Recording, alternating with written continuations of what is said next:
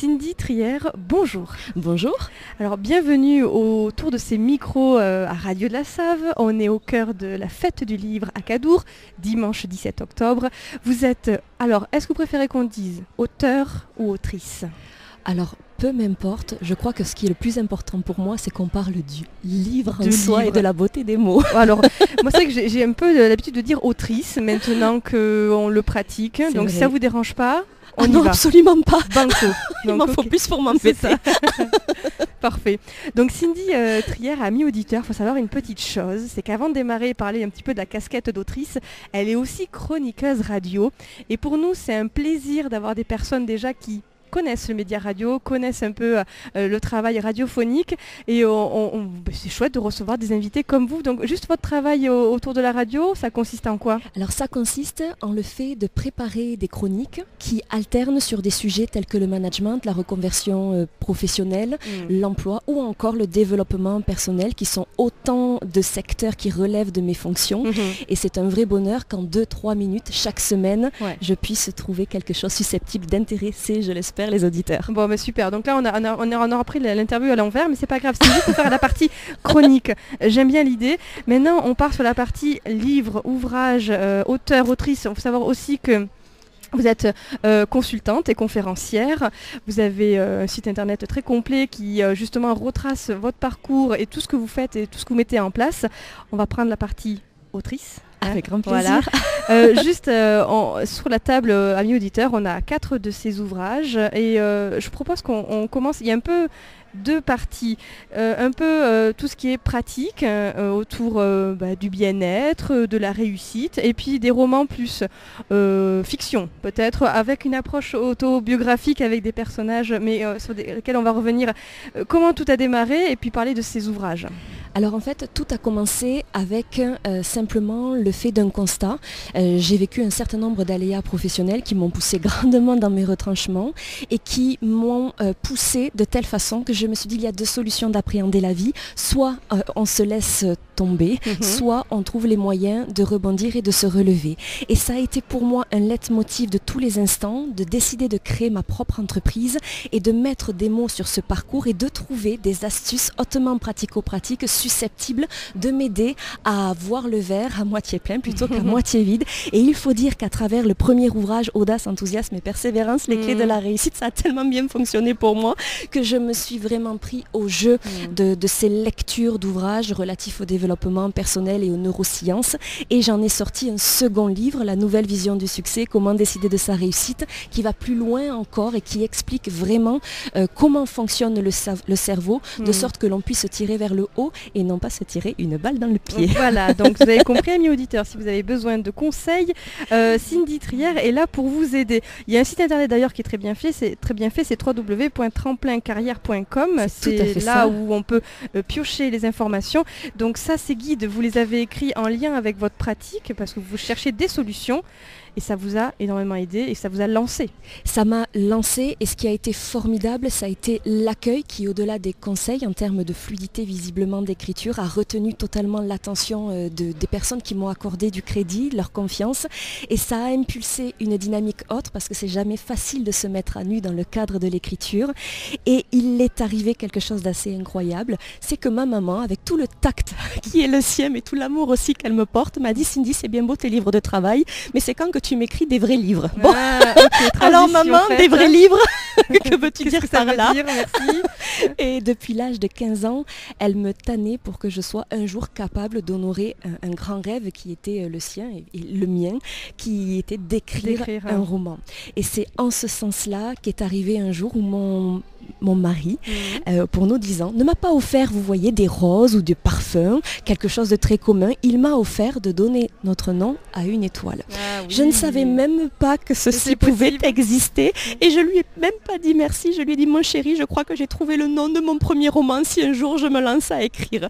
Et quelque chose s'est passé en moi et c'est en ce sens-là qu'est né le premier ouvrage et que l'accueil de ce dernier a été au-delà de toute espérance et que je me suis donné le droit de pouvoir poursuivre l'écriture qui est véritablement quelque chose qui me plonge dans une formidable bulle et qui m'apaise, qui me tranquillise. Et si ça peut offrir quelque chose à mes lecteurs, alors c'est formidable. Alors justement, le titre de cet ouvrage, c'est « Et j'ai donné son nom à une étoile », 3 petits points. Tout à fait. Tout prendre et se reconstruire, c'est comme ça que c'est... Tout perdre et tout perdre, et autant pour moi. Tout perdre et se reconstruire, magnifique. C'est un roman, ça parle de la vie, c'est une histoire émouvante, des personnages attachants, puissants. Racontez-nous un petit peu ce qui se passe. En fait, dans ce livre-là, c'est un monsieur d'une trentaine d'années qui vit la perte effroyable d'un enfant et qui fait que ceci le bouleverse, on peut le comprendre, à tel point que cela met à néant toutes les facettes de sa vie et il se retrouve du coup à lâcher prise, à vouloir abandonner finalement sa vie et heureusement, il échoue dans sa tentative désespérée de mettre fin à sa vie et il tombe dans une chambre d'hôpital où il rencontre un monsieur qui lui-même a vécu des choses assez incroyables, aussi effroyables que belles, notamment la guerre du Rwanda. Et il va lui parler, lui confier ce qu'a été sa vie et ça va offrir une formidable façon de relativiser les choses et d'offrir une très très belle histoire d'amitié qui va offrir à ce jeune homme le fait de pouvoir à nouveau croire en un élan de vie. Donc ce sont des livres qui sont effectivement durs à leur début, qui sont tous issus de faits historiques ou de faits réels, mais qui sont romancés de telle sorte qu'on puisse le lire soit comme un roman, soit comme un roman de développement personnel, mais qui nous offre une once d'espoir. On est sur de la fiction ou c'est des choses que vous avez déjà entendues? Alors essentiellement, ce sont des choses que j'ai entendues, qui m'ont tourné les boyaux ou qui ont eu quelque chose, une répercussion significative dans ma vie, qui ont marqué même des carrefours de vie. Et c'était une façon de mettre des mots sur les mots. Et en ce sens-là, tout est issu de faits réels, mais sous le couvert de la romance, de la fiction. Oui. On voit l'idée avec, c'est toujours cette idée d'accompagner les lecteurs sur ce développement personnel, quelque chose qui vous porte toujours. Toujours, parce que de par mes fonctions, le but c'est de donner une chance à ses rêves, de croire que c'est possible de se lever le matin et de donner du sens à notre histoire de vie de façon très concrète, très pragmatique, mais au-delà de comprendre qu'il faut pouvoir trouver l'impulsion requise pour pouvoir se donner une chance d'y arriver. Et parfois, une phrase, un paragraphe, un chapitre, quelque chose peut nous offrir en tout cas de voir la vie sous un autre angle. En tout cas, c'est ce que m'ont permis d'autres auteurs quand j'ai eu le bonheur de les lire. Et modestement, j'avais envie d'essayer de faire la même chose. Bon, c'est déjà bien essayé, bien tenté, Cindy Trière. On va continuer justement à parler de vos romans. Il y en a un autre sur la table, c'est Demain, je déploierai mes ailes également. Donc, nous dire quelques mots, résumer un petit peu l'ouvrage. C'est l'histoire d'une jeune fille de 11 ans qui suit sa maman au supermarché, qui s'ennuie, qui trépigne, qui n'a qu'une envie, c'est rentrer à la maison, sauf que sa maman lui dit de patienter puisqu'elle doit effectivement terminer ses courses. Et de fait, la petite fille prend la poudre d'escampette, s'évade dans d'autres rayons où elle croise le regard d'un homme qui lui paraît particulièrement bienveillant. Il lui pose une question qui va changer sa vie puisqu'elle va répondre par la positive à cette question et va s'en suivre quelque chose de dramatique. Et cette jeune fille va devoir apprendre à vivre avec ce qui va lui arriver et alors que tout semble désespéré pour elle, elle va faire la rencontre de jeunes femmes qui elles-mêmes vont lui partager sa vie, tout ce qui leur est arrivé et elles vont se lier d'amitié. Il va y avoir véritablement quelque chose qui va la tirer vers le haut, lui réoffrir la possibilité de croire qu'elle peut encore s'accrocher et qu'elle peut rebondir. Et Demain, je déploierai mes ailes, rebondir coûte que coûte, a vraiment cette vocation d'offrir à tout un chacun la possibilité de dire qu'indépendamment de ce que l'on vit, il est possible d'aller de l'avant et de recroire à nouveau en quelque chose d'un petit peu plus lumineux et agréable. Ces romans vous appuyez sur des faits réels ou sur des situations ou sur des personnes aussi. Là, vous êtes soutenu par Mélanie Rébrégé, que je ne me trompe pas. Un mot sur cette personne? Alors écoutez, un mot, ce serait compliqué. Mais une phrase si vous m'autorisez. C'est une jeune fille de 19 ans qui est née grande prématurée et qui, à l'âge où les bébés se mettent à marcher, elle est restée à 4 pattes. Et elle a dû grandir avec un fauteuil roulant. À l'âge de 9 ans, elle perd son papa. Elle se retrouve complètement désemparée et indépendamment de toutes ces choses atroces qu'elle a traversées, elle se retrouve aujourd'hui à préparer de façon remarquable les JO paralympiques. Et ça, pour moi, ça me donne des frissons rien que d'en parler, parce que cette combativité, cette niaque, c'est pour nous, je crois, pour tout un chacun, nous rappeler que parfois on regarde notre nombril ou on regarde des petits tracas du quotidien, mais que je crois qu'on peut rêver plus grand, on peut rêver plus fort, on peut rêver plus loin, indépendamment des obstacles ou des freins qui se mettent sur notre chemin. Et Mélanie en est à l'image. Voilà. On peut la saluer également. Avec grand bonheur. Bravo pour... on croise les doigts. Ah oui. Pour les jeux. Tout cœur avec elle. Très bien. Cindy Trier, on va partir un petit peu sur un petit jeu, le portrait littéraire. C'est parti. Alors bien sûr, c'est comme le portrait chinois, un petit peu dans l'idée. On va commencer par si vous étiez une écrivaine. Alors là... Et alors c'est pas préparé, bien entendu.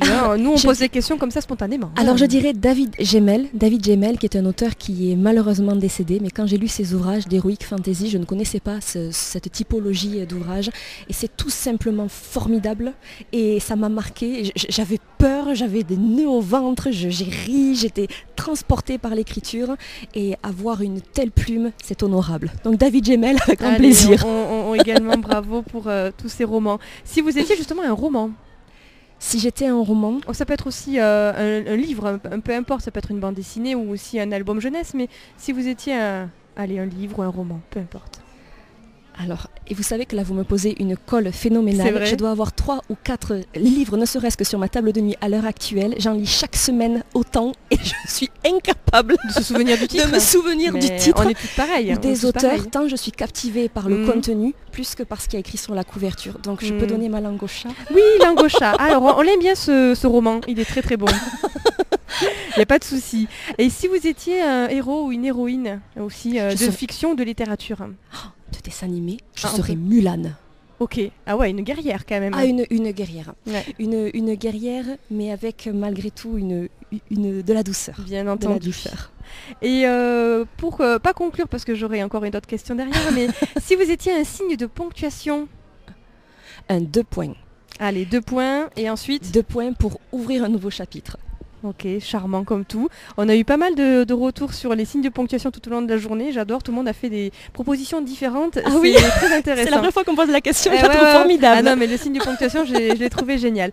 Cindy Trier, on va juste quand même préciser. Si jamais nos amis auditeurs souhaitent retrouver vos actualités, retrouver les ouvrages, par quel biais peuvent-ils procéder? Alors, il est tout à fait possible de se rendre sur le site internet tremplincarrière.com sur lequel vous avez la boutique avec tous les livres qui y sont référencés. Vous pouvez aussi retrouver l'ensemble des chroniques radio sur la chaîne YouTube Tremplin Carrière ou enfin sur les réseaux sociaux de type Facebook, sur Cindy Tremplin Carrière où je relate beaucoup de l'actualité de l'entreprise et des ouvrages. Bon, écoutez, merci pour ces quelques minutes. On a passé un excellent moment. Si jamais ce serait pour vous le dernier mot, ce serait lequel? Merci infiniment de m'avoir permis de parler de quelque chose qui me tient à ce point à cœur. Et vous êtes lumineuse. Et ce que vous nous offrez en termes d'accueil, c'est formidable. Donc, vive Radio de la Save. J'adore ce dernier mot. Merci Cindy Trier. Merci à vous.